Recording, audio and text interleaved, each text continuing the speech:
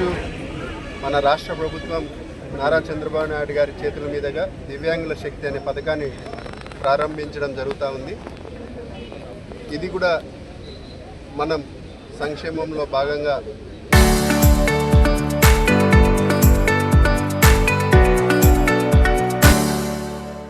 ఒక మైలురాయి దాటడం జరుగుతూ ఉంది.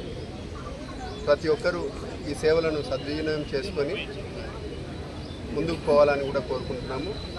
మహిళలకు స్త్రీశక్తి పథకం ఆగస్టు 15వ తేదీన మొదలు కావడం, అది ఒక సూపర్ సక్సెస్ కావడం జరిగింది. కాబట్టి ఈ ప్రభుత్వంలో, కూటమి ప్రభుత్వంలో సంక్షేమం అభివృద్ధి రెండు కళ్ళలాగా ముందుకు పోతూ ఉన్నాయి. మరీ ముఖ్యంగా కడప జిల్లాలో ఈ సంక్షేమం అభివృద్ధి అనేది చాలా వేగవంతంగా జరుగుతూ ఉంది. దాంతో భాగంగానే కడప జిల్లా కొప్పర్తి కానీ, లేకపోతే కడప మన జమ్నోడ్ స్టీల్ ప్లాంట్ కానీ, సాస్కీ కింద నిధుల కింద టూరిజం డెవలప్ కావడం కానీ, గ్రామీణ ఉపాధి పనులు కానీ, ఈ విధంగా ప్రతి ఒక్క విషయంలో R&B రోడ్లు కూడా గుంతలు లేని రోడ్లు ప్యాచ్ వర్కులు చేస్తూ ఈరోజు అభివృద్ధి సంక్షేమం రెండు ముందుకెళ్తున్నాయి. దాంతో భాగంగా ఈరోజు దివ్యాంగుల శక్తి అనే పథకాన్ని కూడా ప్రారంభించడం జరిగింది. ఇది కూడా మంచి పరిణామం. కాబట్టి ప్రతి ఒక్కరూ ఈ ప్రభుత్వాన్ని, మంచి ప్రభుత్వాన్ని ఆశీర్వదించాలని మరొకసారి కోరుకుంటున్నాం. సౌకర్యం బ్రహ్మాండంగా పెట్టాము. అన్న క్యాంటీన్ పెట్టాము 5 రూపాయలకి. వాళ్ళ పెన్షన్కు అందులో 10% ఖర్చు పెడితే చాలు. కాబట్టి వాళ్ళని దృష్టిలో పెట్టుకొని, మహిళలను దృష్టిలో పెట్టుకొని, యువతను నిన్న 10th క్లాస్ వాళ్ళకు కూడా బస్సు ఉచితం, 10th క్లాస్ స్టూడెంట్స్ కూడా. ఇది రోజు కొత్త ఆలోచనే. ఆయన గౌరవ సీఎం గారు 4వసారి ముఖ్యమంత్రి. విశేషమైన అనుభవం ఉంది, విశేషమైన అనుభవం ఉంది. కాబట్టి కొత్త స్కీములు, మోడీ గారి సహకారం ఉంది, జనసేన సహకారం ఉంది, ఒక టీం నెట్వర్క్ జరుగుతుంది.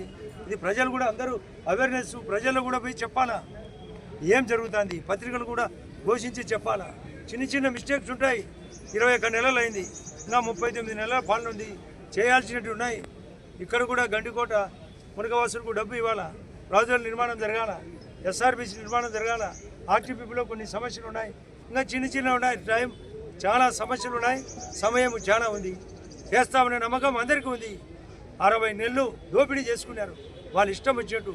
కాబట్టి ఆ ప్రభుత్వం యొక్క తప్పులను ఎత్తి చూపడం, మేము చేసిన గొప్ప చెప్పడమే ఈ యొక్క మీ పత్రికల ద్వారా మీరందరూ వినాలని, మీరు ప్రజలకి తీసుకోవాలనే ఉద్దేశంతోనే నొక్కి చెప్పే మాట.